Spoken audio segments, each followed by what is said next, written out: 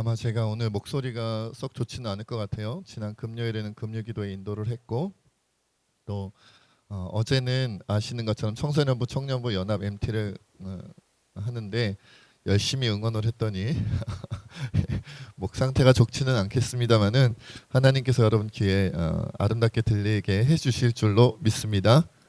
예, 아멘이시죠? 예. 게다가 오늘부터 이제 우리가 지금까지는 마가복음을 통하여 예수님에 대한 일생, 그렇죠? 공생의 사역 그리고 예수님의 말씀에 대하여 집중적으로 나눴는데 오늘부터는 한동안 몇 달이 될지는 제가 정확하게 알기 어렵습니다만은 한동안은 이 주일날 신앙의 생활화라는 주제를 가지고 여러분들과 말씀을 나누려고 합니다. 제가 우리 장년부 성도님들도 그렇고 또 우리 청년들이나 청소년들하고도 이렇게 보면 저도 자라날 때 그랬거든요. 신앙 생활을 오래 했는데 10년, 20년, 30년 했는데 명확하게 짚어주지 않아서 긴가민가 헷갈리는 경우에 어떤 신앙의 생활 가운데 그런 부분들이 있더라고요. 이렇게 사는 것이 신앙인다운 건가? 저렇게 사는 것이 신앙인다운 건가? 예를 들어서 복음을 전해야 된다. 이런 건 너무 당연하잖아요. 예배드려야 된다. 이런 건 너무 당연한데 근데 이제 그 밖에 어떤 생활의 부분에 있어서는 긴가민가 하는 부분들이 되게 많았어요. 저도 헷갈리는 부분이 많았고 그래서 그런 부분들을 좀 짚어가면서 여러분들과 나눠야겠다. 그래야 여러분들이 신앙생활 할 때 그렇죠? OX가 분명 어떤 것이 하나님의 뜻이고 어떤 것이 하나님께서 원하시지 않는 것을 분별하면서 살아가서 신앙생활에 열매 맺으시기에 좋으시겠다. 그렇죠? 하나님께서 기뻐하시는 것은 우리의 열매니까요. 그런 부분들을 좀 나누려고 합니다. 그래서 신앙의 생활화를 생각하면서 제일 먼저 어떤 부분을 다뤄야 할까 하다가 하나님께서 저의 마음에 주신 것은 어떤 문제인지 아세요? 돈이었어요. 돈 문제를 얘기해야겠다. 돈 문제를 얘기해야겠다. 근데 성경을 찾아보니까요. 돈 혹은 재물에 대한 성경 말씀이 어마어마하게 많습니다. 그래서 제가 일일이 다 이렇게 찾아보고 막 읽어보고 또 이렇게 고민해보고 또 주석도 찾아보고 하다 보니까 내용이 방대해요. 그래서 제가 원래는 오늘 다 나누려고 했는데 그러면 시간이 무한정 길어질 것 같아서 나눠서 말씀을 전하기로 했고요. 오늘은 그래서 잘 벌고 잘 쓰는 그리스도인이라는 주제 말씀입니다만은 설교 말씀입니다만은 잘 쓰는 건 다음에 하고요. 잘 버는 그리스도인에 대하여 여러분들과 나누려고 합니다. 그리스도인의 돈 벌기. 예. 사실 교회에서 설교하면 돈에 대한 얘기할 때 주로 어떤 설교를 하게 되죠? 헌금에 대한 얘기를 많이 하잖아요. 오늘은 헌금에 대한 설교가 아닙니다. 헌금이 아니라 말 그대로 그리스도인이 돈 버는 것은 어떻게 벌어야 되느냐 이 부분에 대해서 여러분들과 나누려고 하는 거예요. 왜 이 부분이 필요하냐? 왜냐하면 여러분 오늘날 우리 살아가는 데 있어서 돈으로 얽혀진 사회 시스템을 벗어나서 우리가 우리의 생활을 우리의 삶을 생각할 수가 없어요. 이야기할 수가 없어요. 세상 사람들뿐만 아니라 그리스도인들도 돈을 빼고 우리의 삶을 얘기할 수 있나요? 없단 말이에요. 교회가 운영될 때도 뭐가 필요해요? 돈이 필요해요. 우리 가족이 먹고 사는데도 돈이 필요하고 내가 먹고 사는데도 돈이 필요하고 다 돈 얘기예요. 돈 얘기. 돈 여기저기서 돈 얘기하는데 근데 저도 자라나면서 사실 설교 말씀이나 아니면 어떤 그 교회 강의를 통해서 돈에 대하여 직접적으로 설명하는 것을 들어본 적이 별로 없거든요. 저도 늘 헷갈렸던 것 같아요. 그래서 오늘 이제 여러분들과 그 부분을 나누려고 합니다. 그렇다면 바로 들어가겠습니다. 그리스도인은 어떻게 돈을 벌어야 할까요? 여기 이제 소 주제가 5가지로 제가 나눴거든요. 이제 하나씩 살펴볼게요. 첫째, 열심히 돈을 벌어야 합니다. 너무 당연한 것부터 시작을 했어요. 자, 창세기 3장 17절로 19절에 보면 아담이 선악과를 따먹는 내용이 나오죠. 그리고서는 하나님께서 아담에게 이렇게 말씀하십니다. 내가 너의 아내의 말을 듣고 내가 너에게 먹지 말라 한 나무의 열매를 먹었은즉 땅은 너로 말미암아 저주를 받고 너는 내 평생에 수고하여야 그 소산을 먹으리라. 땅이 너에게 가시덤불과 엉겅퀴를 낼 것이라 내가 먹을 것은 밭의 채소인즉 내가 흙으로 돌아갈 때까지 얼굴에 땀을 흘려야 먹을 것을 먹으리니 라고 주님이 말씀하셨어요. 그러니까 우리가 돈 버는 게 어려우시죠? 안 어려우세요? 대단한 분들만 앉아 계시는 것 같아요. 돈 벌어서 먹고 사는 게 힘들어요. 왜냐하면 다 우리 아담 할아버지 때문에 그렇게 된 거예요. 원래는 우리 다 그냥 에덴 동산에서 그냥 사는 것처럼 그냥 편안하게 하나님과 즐기면서 우리 사람들과 즐기면서 그냥 열매 따먹고 막 이러면서 살 수 있었는데 그놈의 아담 할아버지랑 하와 할머니께서 그쵸? 선악과를 따먹고 죄를 우리에게 물려주는 바람에 땅이 저주를 받았어요. 그러니까 우리가 편안하게 누릴 수 있는 세상의 시스템이 망가져 버렸어요. 저주를 받았어요. 그래서 그 다음부터는 땀을 흘려야 평생에 수고하여야 먹고 살 수 있게 되었다. 그러니까 열심히 일하는 것은 죄의 대가예요. 인류의 죄의 대가예요. 그러니까 어쩔 수가 없어요. 시스템이 죄를 지은 다음부터는 세상 시스템이 돈 벌어서 먹고 사는 시스템이 그렇게 돼버렸어요. 땀 흘리지 않으면 배고프게 되어져 있다. 땀 흘리지 않으면 먹고 살 수 없게 시스템이 변했다는 거예요. 언제까지? 우리가 천국에 갈 때까지는. 그렇게 됐다는 거죠. 그렇기 때문에 여러분 열심히 일을 해서 돈을 버는 것은 나쁜 일이 절대로 아니죠. 악한 게 아니에요. 더 많은 돈을 벌기 위해서는 뭘 해야 될까요? 더 많은 땀을 흘릴 각오를 해야 되는 거죠. 결코 나쁜 것이 아니다. 심지어 데살로니가 후서 3장에는 여러분 아시는 그 유명한 말이 있죠. 일하기 싫어하거든 먹지도 말게 하라. 일하기 싫으면 먹지도 말아라. 이 말씀이 데살로니가 후서 3장 10절에 하나님께서 우리에게 주신 말씀이다. 그러니까 일하기 싫으면 땀 흘리기 싫으면 먹지도 마라. 다이어트를 하라는 얘기가 아니고요. 굶으라는 얘기잖아요. 그렇죠? 그러니까 그리스도인은 열심히 일을 해야 돼요, 말아야 돼요? 열심히 일을 해야 돼요. 열심히 일해서 열심히 돈을 버는 것이 이 죄악된 세상에서 하나님의 뜻을 이루어드리는 일이다라는 거죠. 열심히 일해야 된다. 자, 여기까지 뭐 너무 쉬운 거고 두 번째도 쉬울 것 같은데요. 정직하게 돈을 벌어야 됩니다. 디모데전서 6장 17절에 보면 이런 말씀이 있어요. 내가 이 세대에서 부한 자들을 명하여 마음을 높이지 말고 정함이 없는 재물에 소망을 두지 말고 오직 우리에게 모든 것을 후히 주사 누리게 하시는 하나님께 두며 이렇게 말하고 있는데 정함이 없는 재물이라는 말씀을 주님이 하셨단 말이에요. 그렇죠? 여러분 우리가 돈 버는 일에 있어서는 언제나 정직해야 돼요. 그리스도인은 정직하게 돈을 벌어야 됩니다. 물론 세상 사람들도 정직하게 돈을 벌어야 하지만 사실 기독교인이 아닌 사람은 세상 법을 피해가기만 하면 되고 뭐 하지만 않으면 돼요? 솔직히 걸리지만 않으면 되잖아요. 안 그래요? 불법으로 돈을 벌어도 편법으로 돈을 벌어도 세상 사람들은 걸리지만 않으면 돼요. 여러분 걸리지 않는 상황에서 부자가 될 수 있는 길이 있다면 부자가 되고 싶지 않으세요? 부자가 되려고 하지 않으시겠어요? 근데 문제는 뭐냐? 기독교인은 달라요. 기독교인은 불법을 행하면 안 되고 기독교인은 편법을 행하면 안 돼요. 왜냐? 지켜보는 분이 계세요. 세상에는 CCTV만 피하면 되고 감시의 눈초리만 피하면 돼요. 세상 사람들은 그쵸? 사람의 눈만 피하면 된단 말이에요. 그런데 기독교인은 눈을 가진 분이 한 분 더 계세요. 더 완벽하게 우리를 쳐다보시는 분 누구예요? 하나님이시다.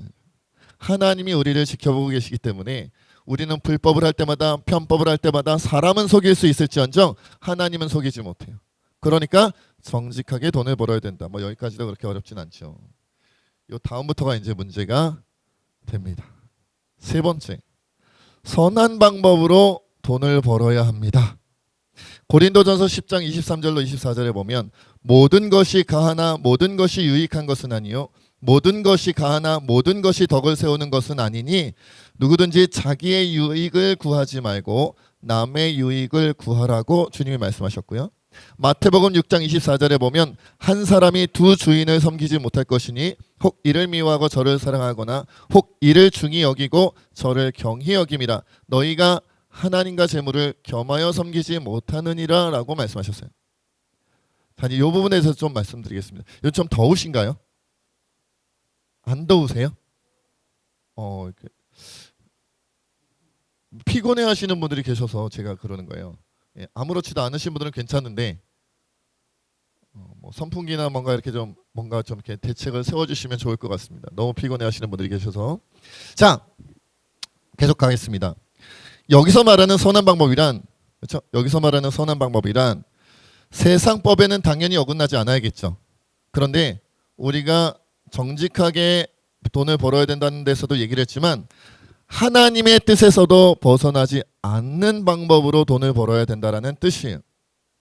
하나님의 뜻, 그러니까 세상법에 위배되지 않아야 된다는 건 너무 당연한 건데 하나님의 마음, 하나님의 뜻에서도 벗어나지 않는 방법으로 돈을 벌어야 된다는 얘기죠. 고민하지 않아도 신앙적으로 명확한 부분은 그대로 지키면 돼요. 그렇죠? 뭐 예를 들어서 사람을 때리고 돈을 번다든지 사람의 돈을 훔친다든지 그건 세상법도 당연히 말이 안 되고, 그죠? 그리고 하나님의 법에서도 말이 안 되죠. 뭐 이게 너무 명확한 거든 뭐 그대로 이렇게 지키면 된단 말이에요. 근데 문제는 뭐냐? 사실 이 부분은 애매모호한 경우가 굉장히 많아요. 여러분, 우리가 직업의 종류, 돈을 버는 수단은 굉장히 많죠. 뭐 몇만 가지라 그러더라고요. 그렇죠?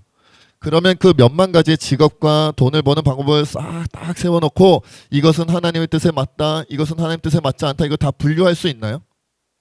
지금도 여러 가지 돈 버는 방법들이 없어지기도 하고 시대가 변화에 따라 새로운 방법이 생겨나기도 해요. 그때마다 이것이 성경적인지 비성경적인지 하나님의 뜻에 맞는지 안 맞는지 일일이 구분하기가 너무너무 어렵고요. 심지어는 문제가 뭐냐면 교단마다 생각하는 바가 다른 경우가 있고 교회마다 다른 경우가 있고 목사님들마다 생각하는 바가 다른 경우가 있어요. 어떤 목사님은 이런 직업은 절대로 가지면 안 됩니다라고 말하는데 어떤 목사님은 괜찮다 그러고 어떤 목사님은 이런 걸로 돈 벌면 안 된다라고 얘기하는데 어떤 목사님은 또 괜찮다 그래요. 설교를 듣거나 뭔가 강의를 들을 때 이렇게 보면 교회마다 교단마다 목사님마다 해석이 다르고 이해가 다르고 이 판결이 다른 경우가 생각보다 굉장히 많습니다, 여러분. 굉장히 많아요. 예를 들어서 기독교인이 술 파는 일을 해도 됩니까? 어떤 분은 안 된다 그러고 어떤 분은 괜찮다 그래요. 그거 먹고 사는 본인이 그거 가지고 죄를 범하지만 않는다면 이렇게 생각하시는 분명히 있단 말이에요. 그런 일들이 우리 가운데 굉장히 많아요. 그렇죠? 굉장히 많아요. 그런 종류들을 이렇게 쭉 세워놓고 이래야 되나 저래야 되나 되게 고민이 많이 된단 말이에요. 사실 이렇게 애매모호하고 우리를 헷갈리게 하는 부분들이 많기 때문에 우리가 직업에 대하여 누가 봐도 신앙에 대하여 큰 문제가 없을 때는 아무렇지도 않은데 그런 경우 있잖아요. 내가 이게 돈을 벌어야 되니까 이 일을 시작을 하려고 하는데 여기 아니면 당장 내가 일할 데가 없는데 이 일이 아니면 내가 당장 돈 벌 일이 없는데 이거 목사님이 어떻게 생각하시려나 교인들이 어떻게 생각하려나 라고 조금 고민되거나 꺼려지는 부분이 분명 있단 말이죠. 있어요. 수만 가지 직장 가운데 직업 가운데 그런 게 없겠냐고요. 그러면 어떻게 해야 되느냐. 명확한 방법이라고 말하기는 어렵지만 성경은 이런 부분에 대하여 이런 비슷한 내용을 가지고 우리에게 이렇게 설명하고 있는 부분이 있어요. 고린도전서 8장 이 부분 한번 찾아봅시다. 고린도전서 8장. 에어컨을 트는 건 너무 추우실 수 있겠죠. 예, 선풍기가 날까요? 덥다고 하시는 분들을 좀 틀어주시면 좋을 것 같아요. 고린도전서 8장 9절에서 13절입니다.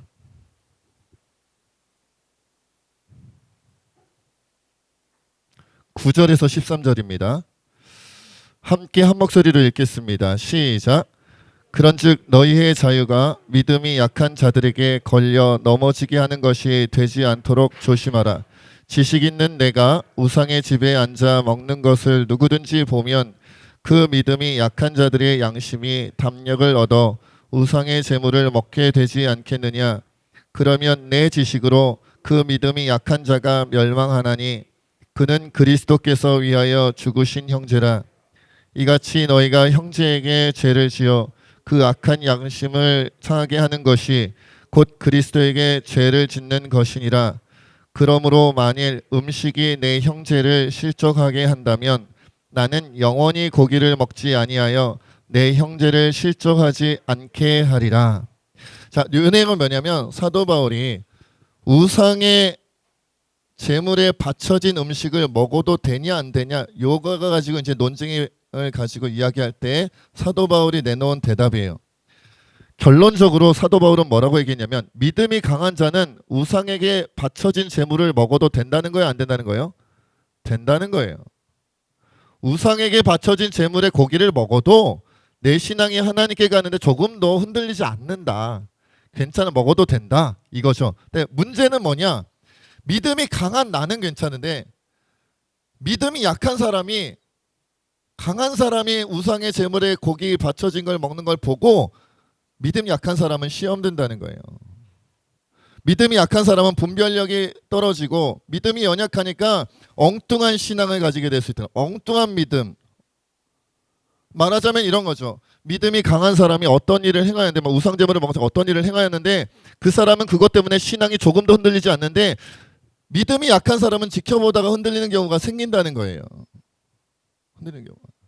그 문제가 될 수 있다는 거죠. 그러니까 나는 괜찮지만 믿음이 약한 자들이 시험에 들어서 그 신앙에 문제가 생기고 우상의 제물 먹는 것을 보고 우상을 섬겨도 되는 것인가 이렇게 잘못 이해하고 받아들이고 시험 들고 그렇게 빠져갈 수 있다는 거죠.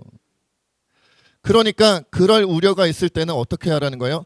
내가 믿음이 강하여 얼마든지 내가 가진 믿음, 단단한 믿음을 가지고 내 마음대로 할 수 있는 자유가 있지만 약한 자들을 위하여 나의 자유를 어떻게 하겠다?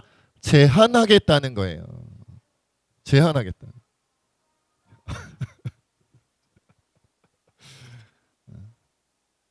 무슨 말씀인지 아시겠죠?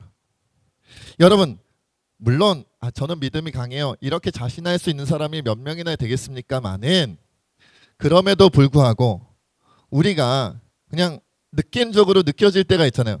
내가 어떤 사람들 앞에서 어떤 말과 행동을 할 때 이 사람은 흔들리지 않을 거야. 이 사람은 조금 더 요동하지 않을 거야. 이렇게 느껴지는 사람이 있는가 하면 어떤 사람은 내가 말 한마디 잘못하면 행동 하나 잘못하면 굉장히 요동치고 신앙이 흔들릴 수 있다고 느껴지는 경우가 있죠. 예를 들어 아동부 아이들이다. 유치부 아이들이다. 얘네들은 아직 나이로도 어리고 신앙의 연수도 짧기 때문에 굉장히 고지곳대로 보고 받아들이는 경향들이 있어요.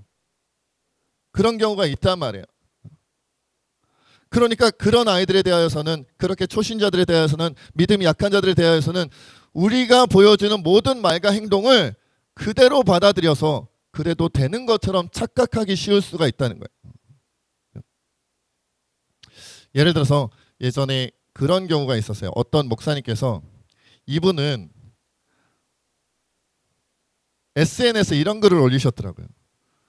본인은 기독교인 목사고, 그렇죠? 절대 다른 종교를 믿거나 다른 종교를 따라가는 건 아니지만 이제 그 불교의 스님들이 크리스마스 때 예수님의 탄생을 축하한다고 이렇게 뭘 보내온 모양이에요. 편지 같은 걸 보내온 모양이에요. 그러니까 석가탄신일에 이 목사님이 부처님의 탄생을 축하한다고 보낸 거예요.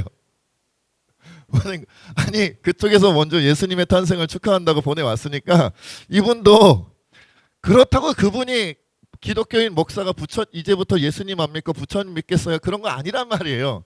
그냥 먼저 이렇게 선의를 베풀어서 보내왔으니 이분도 보낸 거예요. SNS에다가. 그랬다가 난리가 났잖아요. 댓글창이 난리가 났습니다. 뭐 목사가 변절을 했느니 배도를 했느니 막 난리가 난 거예요. 그분이 그분 생각에는 다 이해해 줄 줄 알았던 거죠. 자기 주변에 있는 사람들은 다 그러니까 자기의 마음이 어떤 건지 자기가 왜 그런 행동을 했는지 이해해 줄 거라고 생각을 했지만 사람의 마음은 어떻더라? 천차만별이더라라는 거죠. 천차만별. 더더군다나 그분이 목사님이셨기 때문에 더 그렇게 파장이 커진 거죠. 일반 그죠? 만약 목사님이 아니었다면 그렇게까지 파장이 커지지 않을 수 있었는데 목사님이다 보니까 더 이게 옳다 그르다 이게 잘한 거다 못한 거다 막 난리가 났어요. 여러분들은 맞다고 생각하세요? 틀리다고 생각하세요?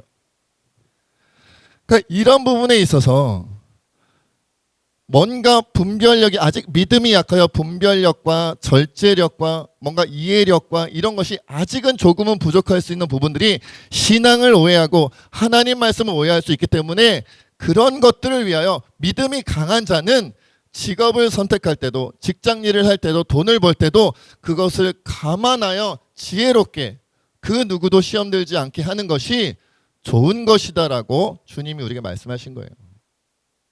얼마든지 내가 할 수 있지만 약한 자들이 시험 들까 봐 내가 누릴 수 있는 자유를 스스로 제한하는 거예요. 그리고 그렇게 희생하고 제한하고 손해볼 때 하나님께서 나 몰라라 하시겠어요? 이해해 주시죠. 이해해 주시고 기억해 주시고 반드시 갚아주시는 분이 우리 하나님이세요.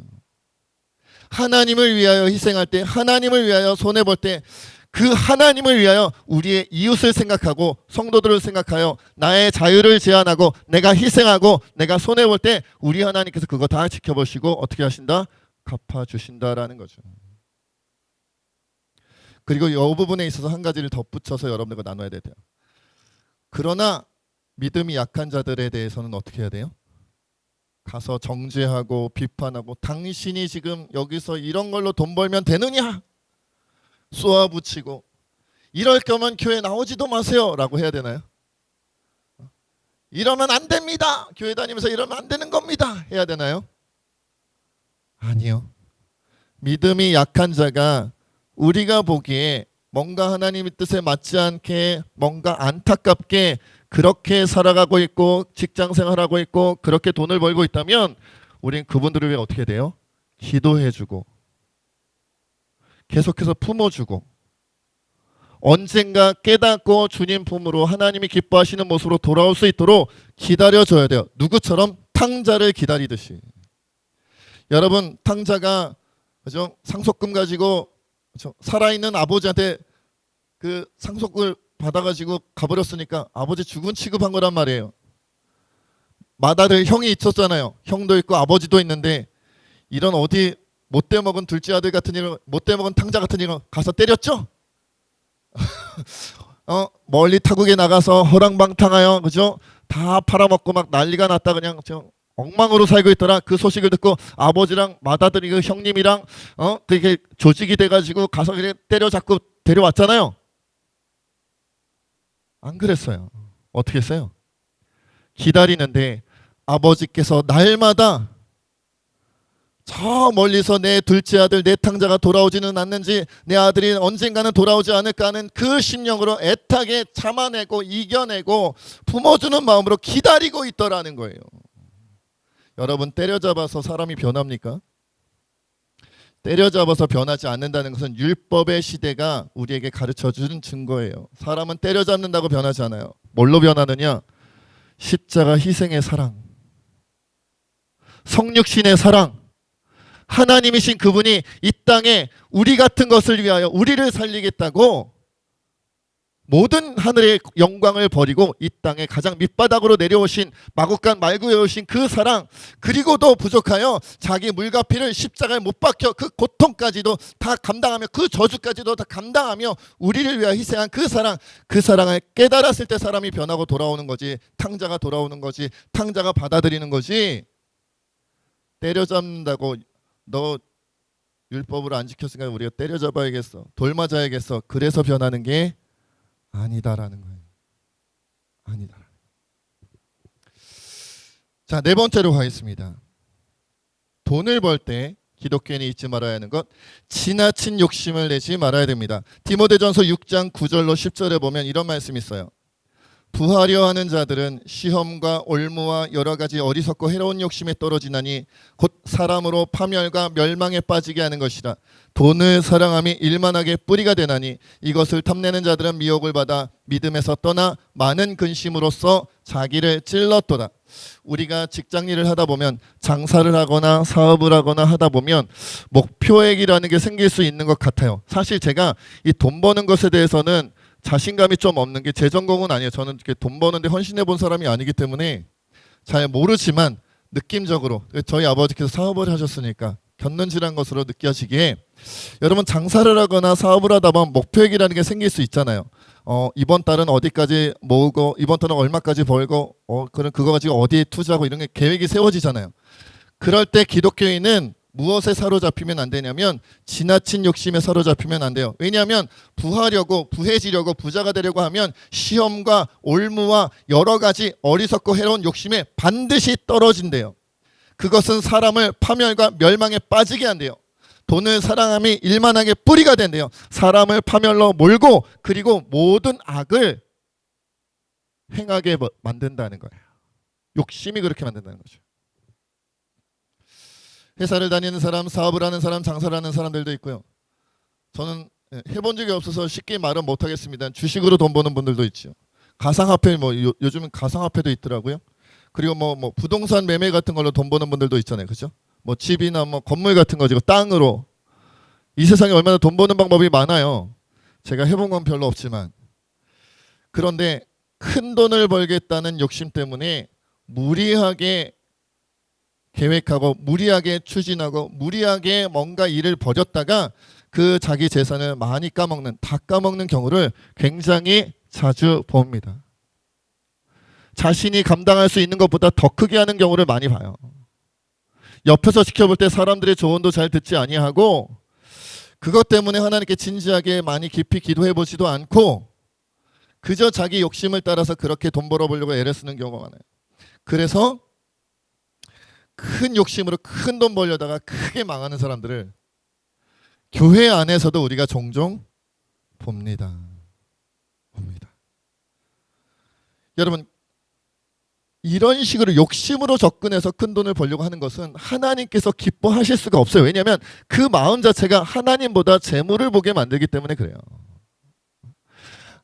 앉으나 서나 자나 깨나 어떻게 하면 더 많은 돈을 벌 수 있을까 이거를 고민하는 사람을 하나님께서 어떻게 기뻐하실 수 있겠어요. 앉으나 서나 자나 깨나 우리의 생각은 누가 되어야 하겠어요? 우리 하나님이 되어야 하는데 앉으나 서나 자나 깨나 어떻게 돈을 덜 벌까? 어떻게 하면 더 많은 수익을 낼 수 있을까? 거기에만 집중하여 그것 가지고 매달려 산다면 하나님께서 어떻게 기뻐하실 수 있겠어요? 그럴 수 없죠. 그리고 성공률도 낮아요. 욕심내고 무리하는 사람 치고 성공하는 경우는 극히 드뭅니다. 우리가 복권을 샀을 때 당첨되는 경우가 많아요? 당첨되지 않는 경우가 많아요? 꽝이 훨씬 많잖아요. 그렇죠? 우리는 당첨된 사람들의 성공 사례만 보고 덤벼들지만 사실은 꽝으로 망하는 사람이 훨씬 더 많다는 것을 우리가 알아야 돼요. 그래서 욕심내지 말아야 된다. 혹시 그러다가 여러분들 정말 로또 복권 맞듯이 욕심을 부렸는데 성공하는 경우가 있을 수도 있겠죠. 있을 수도 있겠죠. 그러나 그런 성공마저도 하나님 기뻐하실 리가 없다. 왜? 마음이 하나님께 있지 않기 때문에. 그리고 그 한 번은 성공했을지 몰라도 그 다음부터 또 그 다음부터는 똑같은 성공과 똑같은 그런 실적을 올리긴다는 것은 거의 불가능에 가깝다. 결국은 두 번째, 세 번째, 네 번째 때 망하게 될 가능성이 높다라는 거죠. 자, 이제 마지막까지 왔습니다. 다섯 번째. 그렇기 때문에 부자가 되는 것은 하나님의 은사요 사명을 감당하는 일임을 기억해야 합니다. 오늘 본문 잠언 14장 24절에 보면 우리 함께 읽어볼까요? 잠언 14장 24절 시작. 지혜로운 자의 재물은 그의 면류관이요 미련한 자의 소유는 다만 미련한 것이니라. 지혜로운 자, 하나님 뜻대로 살고자 하는 자에게 재물이 있으면 그건 자신의 면류관이 된대요. 그런데 하나님 뜻대로 하지 않고 미련하게 재물을 쌓는 자는 그 재물 쌓이는 것 족족 미련한 것이 된다라고 주님이 말씀하셨어요. 여러분 성경에는요 부자에 대한 경고가 구약부터 신약으로 굉장히 많은데 신약으로 넘어오면 넘어올수록 더 많아져요. 부자는 이래서 안 된다. 부자는 저래서 안 된다. 그래서 저는 어릴 때 이런 단순한 고민도 했어요. 그리스도인은 부자가 되면 안 되는 건가? 진짜로 고민했어요. 부자 되면 안 되는 건가? 실제로 고민했단 말이에요. 부자가 되면 안 됩니까? 안 되는 게 아니라 위험하다는 거예요. 안 된다는 게 아니라 위험하다는 거예요. 여러분 이거 착각하면 안 돼요. 제가 우리 청년들 가운데 한 서너 명 정도가 오토바이로 배달해가지고 이렇게 수입 벌어가지고 살거든요. 그러면 제가 얘기를 합니다. 오토바이 안전운전해라. 돈 더 버는 것보다 안전한 게 훨씬 중요하다. 그러니까 돈 더 벌려고 하지 말고 안전하게 운행해라. 이런 얘기를 막 밥 먹듯이 하거든요. 오토바이를 타면 안 되는 게 아니라 오토바이를 타면 위험하다고요. 자동차보다 오토바이가 위험하잖아요.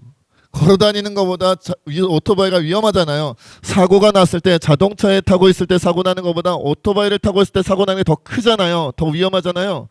여러분 오토바이 타고 가다가 사고가 나면요 전신의 응급치료를 받아야 되는 경우가 대부분이래요. 자동차의 사고는 웬만큼 큰 사고가 아니면 그래도 괜찮은데 오토바이는 그렇지 않다는 거, 사람이 날아가 버리잖아요. 마찬가지예요. 여러분 돈이 적은 사람이 죄를 지으면 돈 때문에 죄를 짓게 된다 할지라도 돈이 적은 사람들이 짓는 죄의 위험성보다 돈이 많은 사람이 짓는 죄의 위험성이 훨씬 크다고 우리 하나님께서 성경을 통하여 우리에게 알려주고 계시다라는 거예요. 시편 52편 7절에 보면 이 사람은 하나님을 자기 힘으로 삼지 아니하고 오직 자기 재물의 풍부함을 의지하며 자기의 악으로 스스로 든든하게 하던 자라, 이렇게 말씀하고 있어요. 재물이 많아지면 하나님이 안 보이고 교회를 다닌다 할지라도 하나님이 안 보이고 자꾸 재물이 보이게 된다고요. 그래서 악으로 간다는 거예요. 악으로. 아까도 우리가 얘기했잖아요. 돈을 사랑하면 일만하게 뿌리가 된다고. 그리고 여러분 예수님께서 부자가 재물을, 그런 이야기 여러분 기억하시죠? 어떤 부자가 곡식이 엄청나게, 그렇죠? 대풍년을 이뤄가지고 곡식을 많이 거뒀는데 창고가 너무 작은 거예요. 낡았어요. 그래서 어떻게 합니까? 이 부자가 이 고민을 하다가 이 창고를 헐어버지고 엄청나게 큰 창고를 새로 지었어요. 그리고 잔치를 벌입니다. 자, 이제는 이 많은 곡식을, 이 많은 재산을 쌓아둘 곳이 생겼도다. 신난다. 그리고 먹고 마시고 잠들었는데 하나님께서 뭐라 그러세요? 그날 밤에 너의 영혼을 데려갈 거다. 그것이 누구 것이 되겠느냐? 이게 문제예요.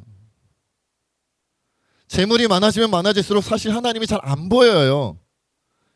이렇게 얘기하기에는 제가 경험해보지 않은 세계이기는 합니다만은 그렇대요. 주님이 주님이 그렇다 그랬으니까 저는 믿어요. 그리고 재물이 생기면 자꾸 우리가 그 재물 앞에 연약해지고요. 욕심도 생기고 그래요. 여러분 또 얘기하지만 부자 청년 이야기 여러분 너무나도 많이 아시죠? 부자 청년이 뭐라 그래요? 저는 하나님 말씀 다 지켰습니다. 부족한 게 없어요. 그런데 천국 들어가는 것에 대한 영생에 대한 확신과 믿음이 없습니다. 어떻게 하면 좋겠습니까? 예수님 뭐라 그래요? 한 가지가 부족하다. 여러 가지도 아니고 하나만 부족해. 뭐가 부족한데요? 내가 가진 전 재산을 팔아서, 다 팔아서, 절반도 아니고 10분의 1도 아니고 너의 전 재산을 다 팔아서 가난한 자들에게 다 나눠주고 너는 나 예수를 쫓아 제자가 되어라. 나를 쫓아와라고 주님 말씀하시니까 부자가 어떻게 했어요? 그 사람이 부자인지라 근심하며 떠나가 버렸어요. 떠나가 버렸어요. 여러분 부자인데 신앙생활 잘하는 거 불가능에 가깝다고 주님 말씀하셨어요. 낙타가 바늘기로 나가는 것이 부자가 천국에 들어가는 것보다 더 쉽대요. 불가능에 가깝다. 여러분 부자 되고 싶으신 분들은 매일마다 집에서 그 부분 놓고 30분에서 1시간씩 기도하세요. 부자가 돼도 타락하지 않게 해주세요. 부자가 돼도 타락하지 않게 해주세요. 금식 기도하세요. 철야로 기도하십시오. 왜? 부자는 아무나 되는 것도 아니지만 부자가 됐는데도 타락하지 않는 것은 불가능에 가깝다고 주님이 말씀하셨으니까 여러분들은 어마어마하게 힘든 일을 시작하려고 하는 거예요. 만약에 주원이가 저 아프리카 오지 선교사로 간다. 쉬운 일일까요? 어려운 일일까요?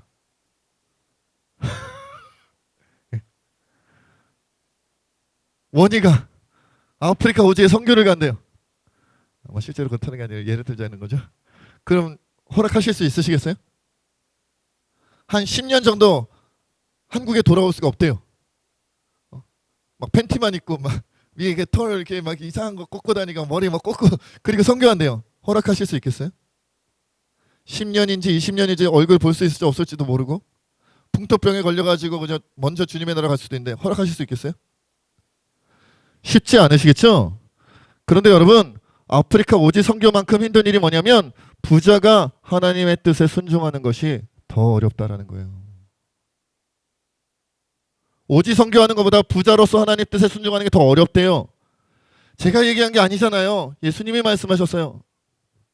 그런데 우리는 오지 선교는 힘들구나. 그건 아무나 하면 안 돼. 나도 하면 안 되고 우리 가족도 하면 안 되고 우리 자녀는 절대로 안 돼라고 생각하면서 부자로서 신앙생활 하는 것은 나도 했으면 좋겠고 너도 했으면 좋겠고 우리 가족이 했으면 좋겠고 우리 아들 딸은 꼭 했으면 좋겠고 라고 착각을 해요. 그게 얼마나 위험한지 주님이 아무리 얘기해도 안 들려요. 안 들려요. 여러분 한 가지만 얘기해 볼게요. 목사가 부자가 되는 것이 목회의 목표가 됐으면 좋겠습니까? 생명을 살리고 하나님의 사람으로 만드는 게 목회의 목표가 됐으면 좋겠습니까? 어떤 게 저의 목회의 목표가 됐으면 좋겠어요? 의사가 환자들을 통하여 어떻게든 더 많은 돈을 벌어서 부자가 되리라는 목표를 가진 의사와 어떻게든 내가 가진 모든 의술과 나의 모든 헌신과 노력을 다하여 한 생명 살리는 것에 최선을 다하리라는 목표를 가진 의사가 있다면 여러분은 어떤 의사에게 여러분의 인생을 맡기겠습니까? 경찰이라면 소방관이라면 여러분은 어떤 목표를 가지고 있는 돈이 목표인 사람과 자신이 하는 일에 생명을 위하여 사람을 위하여 달려가는 그 사람과 어느 쪽의 사람에게 여러분의 몸과 여러분의 마음을 맡길 수 있겠냐 말이죠. 그런데 우리는 왜 자꾸 돈이 목표가 되는지 모르겠어요. 그게 얼마나 위험한데. 그래서 부자가 되는 것도 아무나 되는 게 아니지만 부자로서 하나님 뜻대로 사는 것은 은사와 같다. 은사와 같다. 병 고치는 은사 아무나 있지 않죠? 하나님이 지정해 주셔서 너는 병 고치는 은사로 하나님께 영광을 돌려라 라고 하나님 허락해 주셔야지 병 고치는 은사를 받고 사는 거 아니에요? 너는 부자로서 내가 돈을 주지만 이것 가지고 하나님께 충성하며 영광을 돌리며 살아라. 그것은 은사와 같아요. 아무나 하는 게 아니에요. 아무나 하면 위험해요. 어마어마하게 위험해요. 여러분 생명이 달려있고 영생이 달려있어요. 여러분 가정을 망쳐요. 여러분 자녀를 멸망으로 지옥불로 보낼 수도 있어요. 돈이. 그래서 주님이 우리에게 적절하게 주시는 것, 그것이 가장 행복하고 좋은 거예요.